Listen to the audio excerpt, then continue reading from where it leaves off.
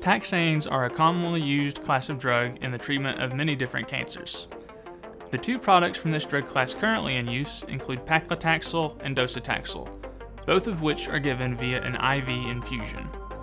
Paclitaxel and docetaxel work by binding to something called a microtubule, which is critical in the process of cell division. Binding to the microtubules leads to the inability of these cells to replicate and their eventual death.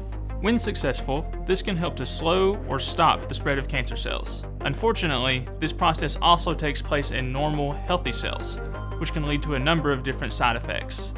Going through this list can sound intimidating, but it is important to remember that each patient is unique and may not experience each and every one. Let's begin by reviewing several of the more common side effects seen with paclitaxel and docetaxel. Patients will sometimes see changes in their red and white blood cells. This is why lab work will be checked periodically throughout your treatment. Nausea and vomiting are also common, but is generally not as severe as it can be with many chemotherapy drugs. Medication will still be provided prior to and following your infusion to help with management. One very important and fairly common side effect to watch for is neuropathy, which feels like a numb, tingling sensation in your hands, fingers, feet, or toes. It is important that you notify your care team if you notice this, as it can sometimes require a dose reduction. Diarrhea, hair loss, mouth sores, joint and muscle pain, and general weakness and fatigue are also regularly observed. Now, we'll review some less common side effects, but that are still important to keep an eye out for. Patients will sometimes develop swelling around the feet or ankles while receiving paclitaxel or docetaxel. In severe cases, this may be treated with an oral medication that can remove fluid,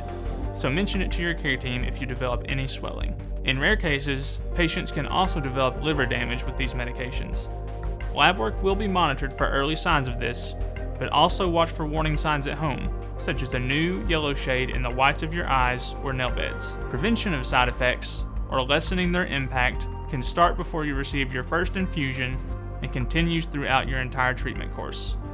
Make sure to stay hydrated throughout your treatment by drinking plenty of water or sports drinks. Maintain a full and balanced diet to keep your body strong, and be intentional about giving your body plenty of rest. For more detailed information about the management of some common side effects, please refer to the side effect specific videos on our website or YouTube channel.